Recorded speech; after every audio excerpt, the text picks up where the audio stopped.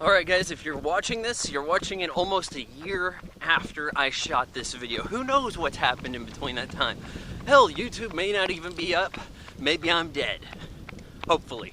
So, Halloween H20 was available on Hulu streaming service. Whether or not it's still around, I can't tell you. But it was set up around this time of Halloween, and I caught it a few days after Halloween, and thought, you know what, I'll go ahead and set this video to be uploaded on Halloween 2018, 20 years after Halloween H20 takes place, which was 20 years after the original. So, this is directed by Steve Miner, I think. Yeah, he worked on,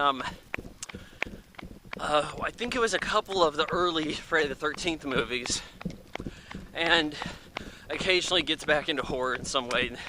This is a fairly lame movie, guys. It feels very short. I think it comes in well under 90 minutes without credits.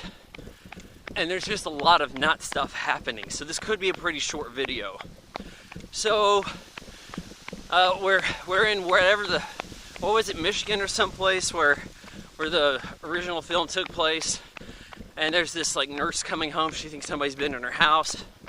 What do you know? Someone has. Joseph Gordon-Levitt plays local teen punk.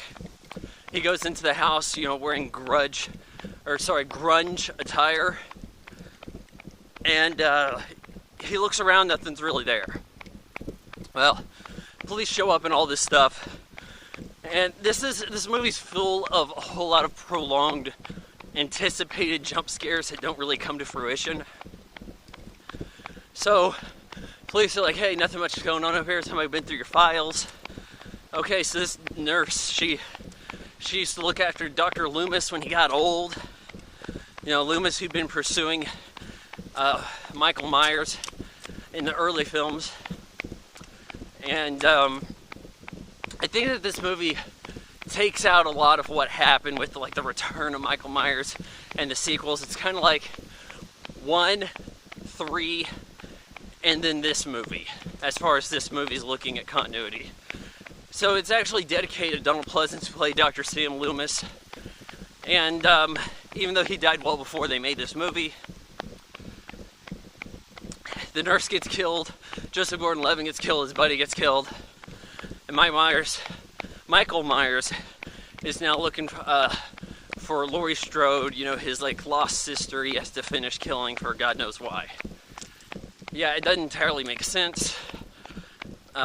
These things really never did, and after the first Halloween, it just gets more ridiculous, because it's like, seems like this guy can keep getting killed off, and yet somehow persist. I feel like, if I remember hearing this correctly, they try to explain this in one of those sequels that no longer counts, according to the way this stuff goes. But anyhow, yeah, and besides, he got burned to a chard at the end of Halloween. Oh wait, it was Halloween 2. Halloween 3 is the Season of the Witch, sorry. Yeah, end of Halloween 2. And it's like, what? You know? It's like these things, the slashers always end up becoming supernatural, don't they? Well, Laurie Strode is played by Jamie Lee Curtis. You know, sticking with that horse that got you here.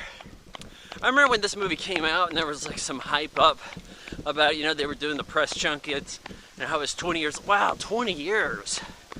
Now 20 years is like, man, that wasn't long ago. Right, kids? Well, adults. She now lives in California. She has a teenage son, Josh Hartnett, who is probably like 18 at the time of making this movie. 18 or 19. He's playing a 17-year-old. And boy, does he look like the world's oldest 17-year-old. I heard something jump out of the bushes. And it's just like, wow. I didn't know he was really a teenager in this in The Faculty. I thought he's great in The Faculty. Here, maybe even underused. You know, a lot of people are just kind of showing up on occasion here. Jamie Lee Curtis runs some prep school. Her actual mom, I believe, comes by and just tells her she's alive still. Just little stuff. LL Cool J is some kind of like guard. I think he may have a no death clause when he's in a movie. I've seen him survive like shark attacks and shit. He gets shot in the head falls down dead, and then at the end of the movie, oh hey, it was just a flesh wound. I'm a security guard, but I write romance novels. Which is not really a bad idea if you're going to be a security guard.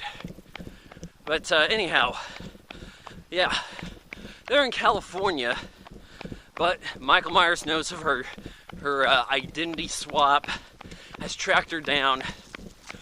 One of the scenes that was really setting to be gruesome was there's this woman and her little daughter are driving along the highway, I guess, pull over at a rest stop to take a leak.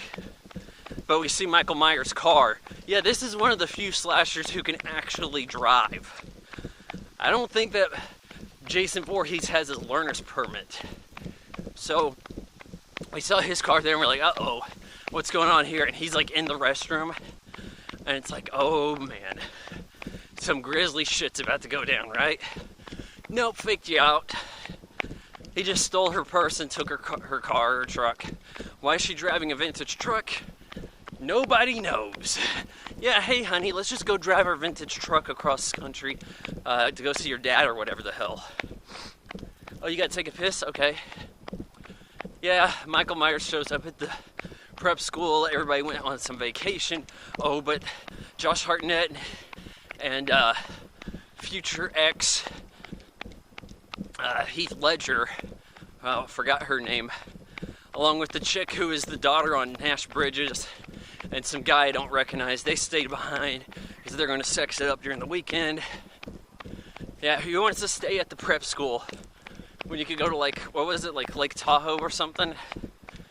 I don't know. I guess if they went to a camp, that would be encroaching on Jason Voorhees a little too much, maybe. So anyhow, that doesn't go down. They end up sticking around in the school.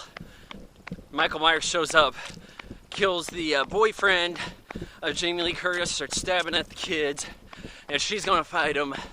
All right, you guys go to safety. I'm staying here. She like breaks this gate so it can't be powered up. Nobody's escaping. She's grabbing an axe. It's time to do business. Michael Myers, he's walking around with his very big kitchen knife, you know? Yeah, I kind of like their fight here. She's like slashing at him a bit. There's some tumbling. She hides under some tables in the mess hall. I mean, it's not something I'd complain about by any means. And that she like gets the drop on him, pushes him off the edge. He falls. She has to go check see if he's dead or not. LL Cool J's like, hey, I'm still alive. He's dead. Huh? My boyfriend shot you in an accident. Oh no, I'm okay. I'm LL Cool J. That's how it works. Ambulance, cops, all this stuff shows up. They got him put in a body bag, and she's like, oh, I ain't finished with this shit. She like I think she grabs like a pistol and an axe, and she's like, nope, nobody move. And she gets in the van, she drives off with him in the back, and what do you know, he starts coming back to life. And she's like, the hell with this shit. Takes that van, drives off a cliff, gets ejected. He gets pinned between the van and some tree. And then he's like reaching out to her like, sister. But it's also kind of like a, hey, I still need to kill you kind of reach. Like at the end of the Terminator. So she picks up the axe and cuts his head off right there. Kaboom. Kind of a baseball swing type thing. And yeah, end of movie, roll credits. Sure seems definitive that he's dead, right? But I think they made a sequel to this, Halloween Resurrection, which I don't think I have any means to watch. And there you go. So, yeah. About a year later, guys. How are things going? Is the channel still alive? Is this a surprise to anybody? You know, this was not much of a movie. It's pretty lame. It was no Scream. I give Halloween H20 1.5 out of 4 stars.